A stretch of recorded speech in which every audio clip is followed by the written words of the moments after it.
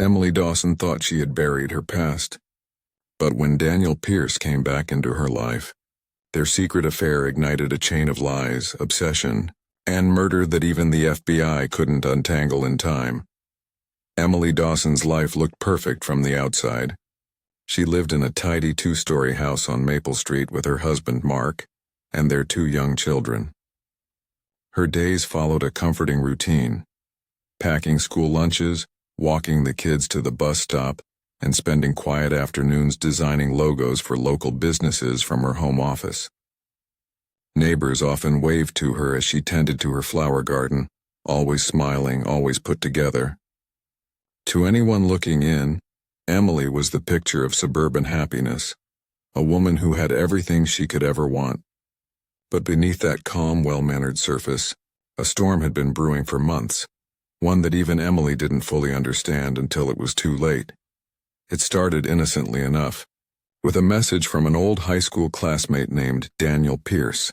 He had sent a simple, "Hey, remember me?" one evening on social media.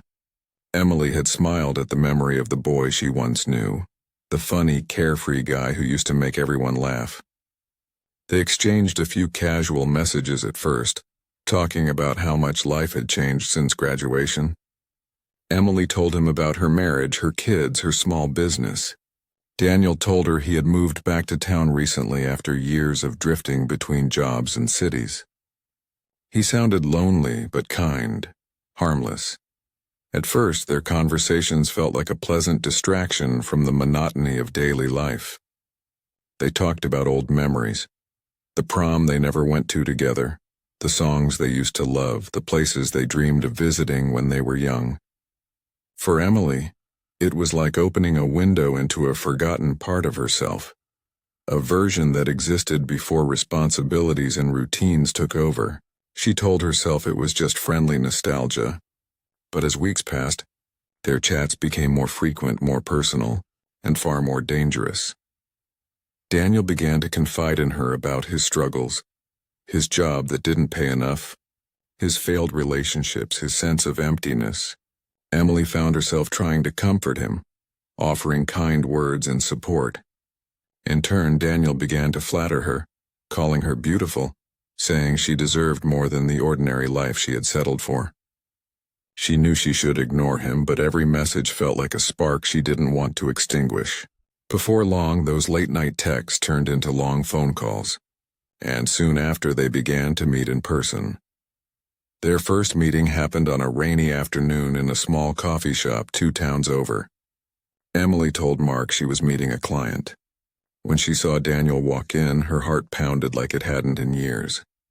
He looked older but still had that boyish grin she remembered. They talked for hours, laughing like old friends. When they parted, he hugged her, and for a brief moment she didn't want to let go. That hug was the beginning of a secret that would soon consume both their lives. Over the next few months, the meetings became regular. They met in motels, back roads, and quiet corners of the city where no one knew them. Emily told herself she was in control, that she could stop any time. But she didn't. The thrill of it was intoxicating.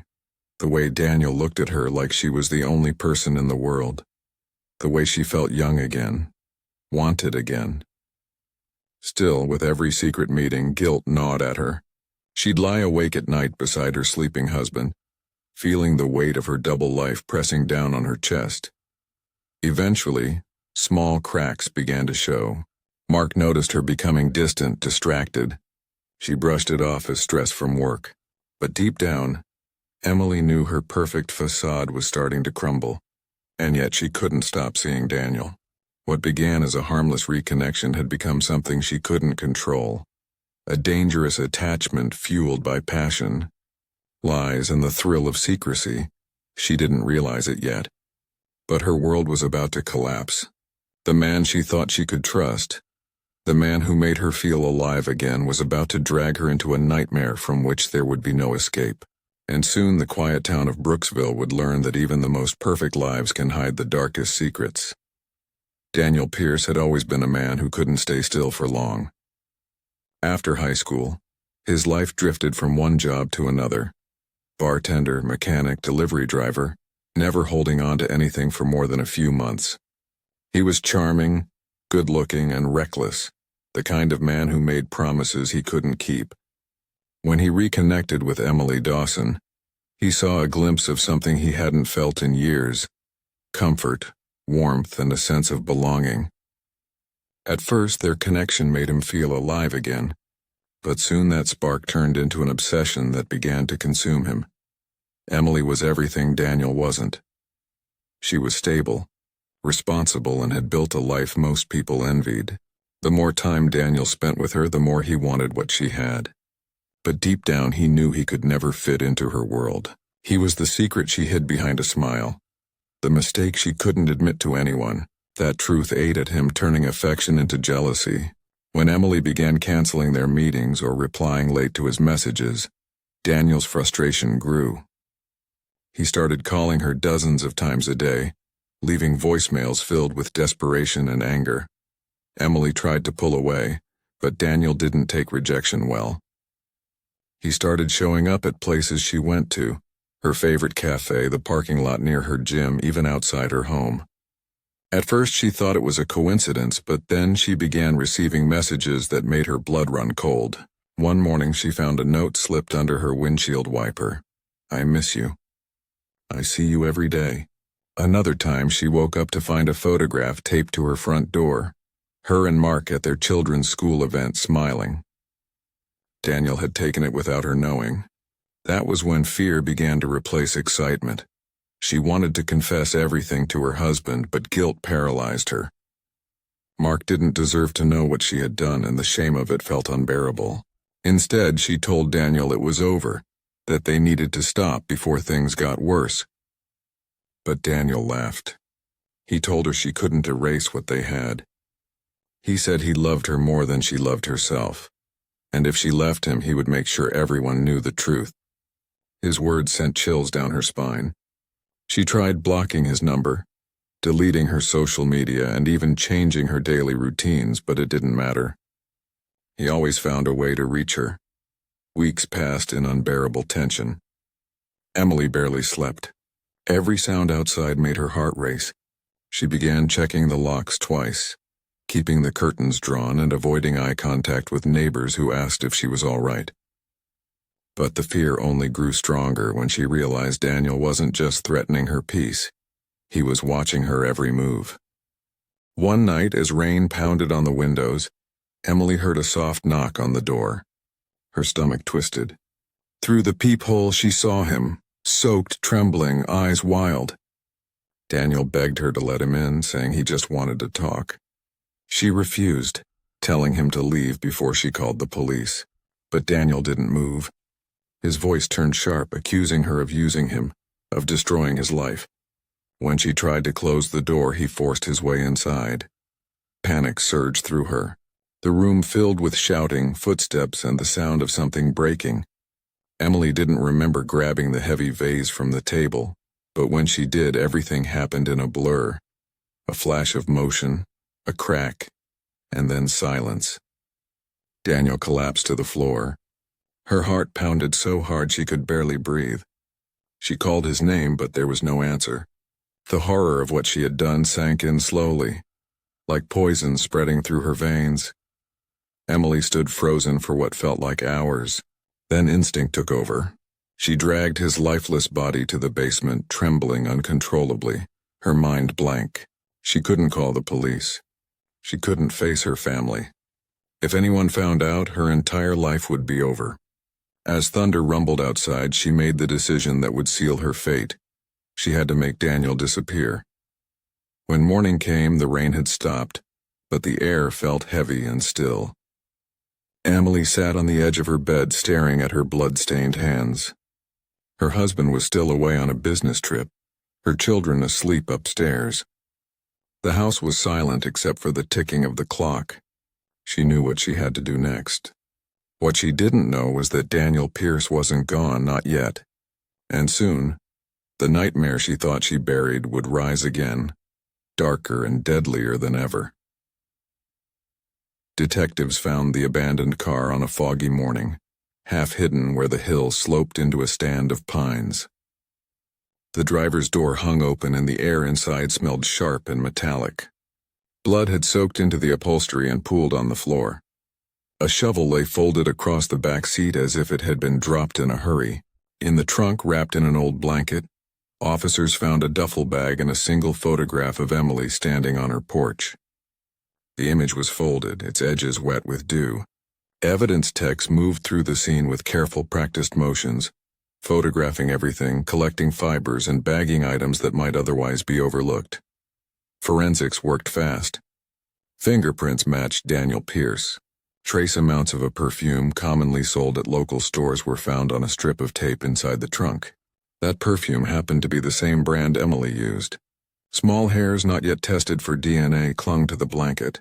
The car told a messy story, one of struggle and haste, but it revealed nothing about who had been the last to touch the man inside. The case turned from a missing person to a possible homicide, and investigators widened their net. Surveillance footage from a gas station a few miles away proved the most damning. A grainy clip captured a sedan pulling in after midnight. The angle was poor and the light weak, but the woman behind the wheel wore the same long coat and carried the same tote Emily had been seen with around town. The timestamp showed the car there at 2:17 a.m., a time when Emily had told acquaintances she was at home.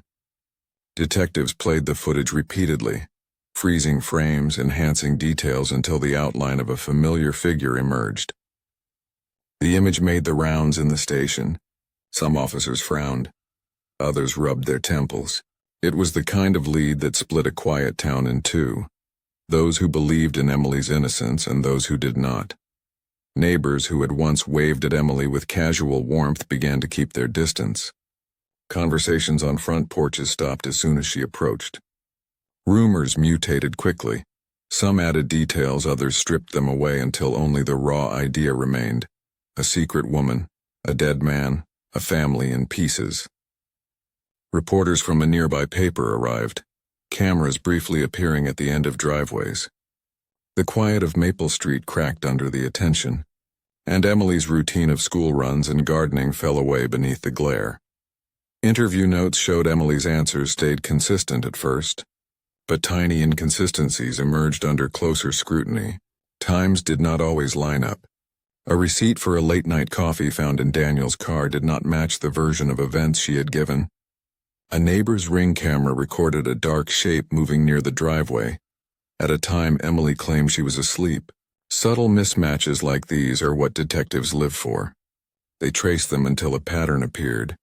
Detectives also turned over Daniel's devices.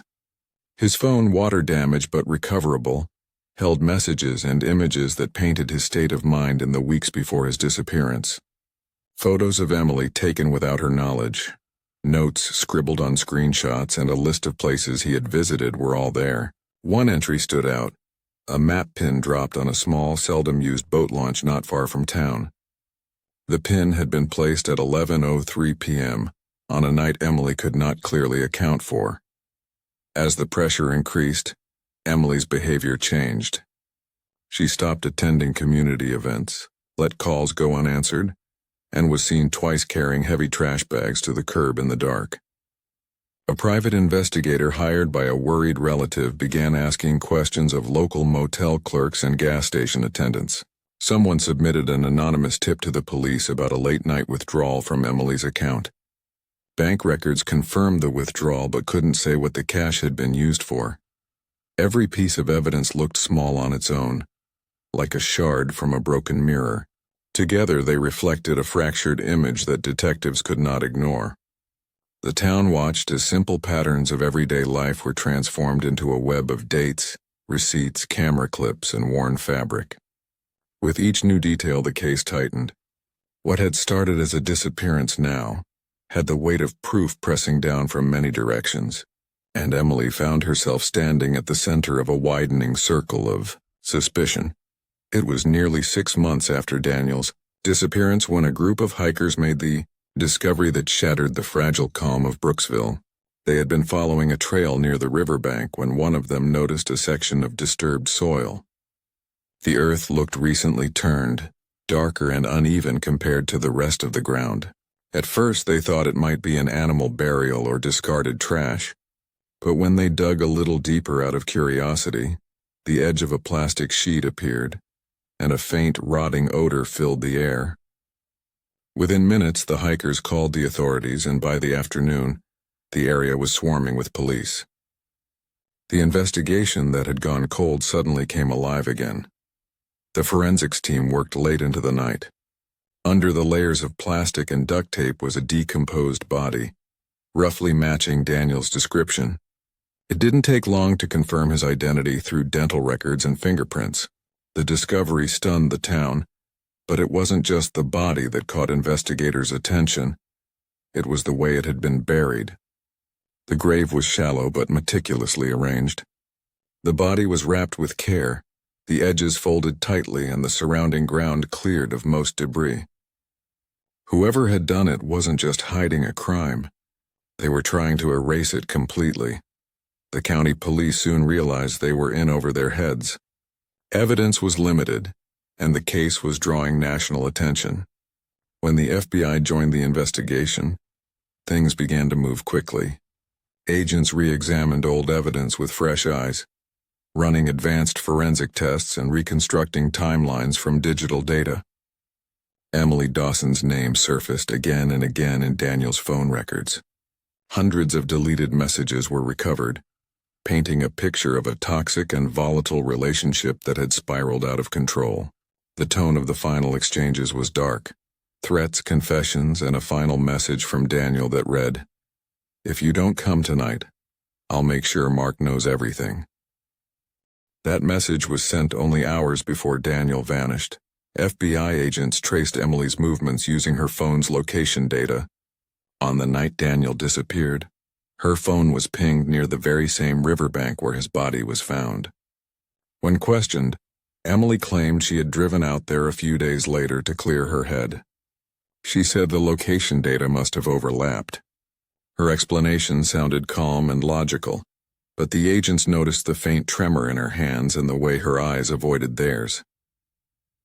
As they dug deeper, more unsettling details emerged. Surveillance cameras from a marina near the river showed someone renting a small motorboat late that same night. The renter had signed with a false name, but the handwriting matched Emily's. The rental fee had been paid in cash, and records showed a withdrawal from her bank account for the exact same amount just hours earlier. It was enough to raise serious suspicion, but still not enough to arrest her. In the weeks that followed, the FBI placed Emily under discreet surveillance. They watched her every move, taking note of her growing paranoia. She rarely left the house except for groceries, often looking over her shoulder or checking her mirrors when driving. Agents observed her visiting the woods several times, parking her car by the roadside and walking toward the riverbank. Sometimes she stayed there for hours, standing still, staring at the water as if searching for something only she could see.